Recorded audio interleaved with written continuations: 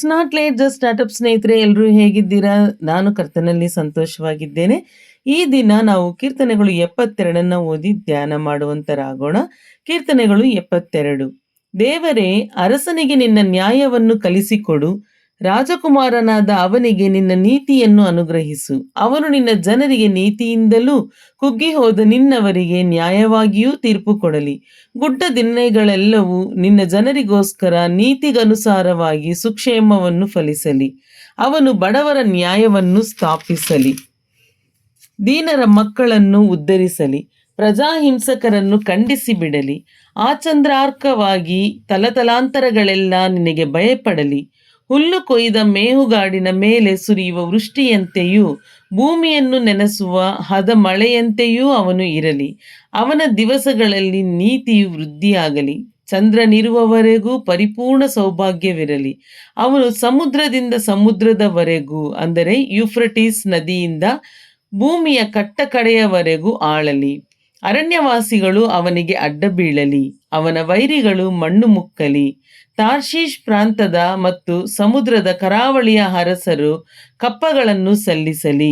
ಶೆಬಾ ಮತ್ತು ಸೆಬಾ ಎಂಬ ಪ್ರದೇಶಗಳ ರಾಜರು ಕಾಣಿಕೆಗಳನ್ನು ತಂದೊಪ್ಪಿಸಲಿ.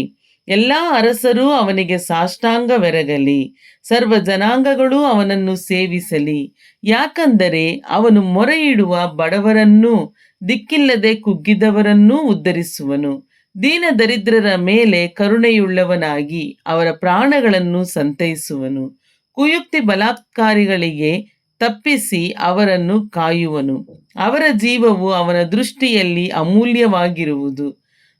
ಅವನು ಬಾಳಲಿ. ಶೆಬಾ ಪ್ರಾಂತದ ಬಂಗಾರವು ಅವನಿಗೆ ಸಮರ್ಪಣೆಯಾಗಲಿ. ಅವನಿಗೋಸ್ಕರ ಯಾವಾಗಲೂ ದೇವರಲ್ಲಿ ವಿಜ್ಞಾಪನೆಯು ನಡೆಯಲಿ. ದಿನದಿನವೂ ಅವನಿಗೆ ಆಶೀರ್ವಾದಗಳುಂಟಾಗಲಿ. ದೇಶದಲ್ಲಿ ಬೆಟ್ಟಗಳ ಮೇಲೆಲ್ಲ ಬೆಳೆಯು ಸಮೃದ್ಧಿಯಾಗಲಿ. ಪೈರುಗಳ ಶಬ್ದವು ಲೆಬನೋನಿನ ಮರಗಳ ಸಪ್ಪಳದಂತಿರಲಿ. ಹೊಲದಲ್ಲಿ ಕಾಯಿ ಪಲ್ಯದಂತೆ ಪಟ್ಟಣಗಳಲ್ಲಿ ಜನರು ಹೆಚ್ಚಲಿ. ಅವನ ನಾಮವು ಸ್ಥಿರವಾಗಿರಲಿ, ಅವನ ಹೆಸರು ಸೂರ್ಯನಿರುವವರೆಗೆ ಇರಲಿ.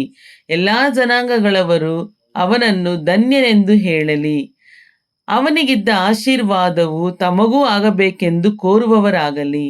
ಮಹತ್ಕಾರ್ಯಗಳನ್ನು ನಡೆಸುವುದರಲ್ಲಿ ಅದ್ವಿತೀಯನು, ಇಸ್ರಾಯೇಲ್ಯರ ದೇವರೂ ಆದ ಯೆಹೋವ ದೇವರಿಗೆ ಸ್ತೋತ್ರವು. ಇವತ್ತು ನಾವು ಆತನ ಪ್ರಭಾವವುಳ್ಳ ನಾಮಕ್ಕೆ ಸದಾಕಾಲವೂ ಪ್ರಣಾಮವಿರಲಿ. ಭೂಮಂಡಲವೆಲ್ಲ ಆತನ ಪ್ರಭಾವದಿಂದ ತುಂಬಿರಲಿ. ಆಮೇನ್, ಆಮೇನ್. ದಯವಿಟ್ಟು ಇಲ್ಲಿಗೆ ಈಶಯನ ಮಗನಾದ ದಾವೀದನ ಪ್ರಾರ್ಥನೆಗಳ ಸಮಾಪ್ತಿ. ಹೇಳಿ. ಪ್ರತಿದಿನ ಬೆಳಗ್ಗೆ 6 ಗಂಟೆಗೆ ನಮ್ಮ ವಿಡಿಯೋ ಅಪ್ಲೋಡ್ ಆಗಿರುತ್ತೆ.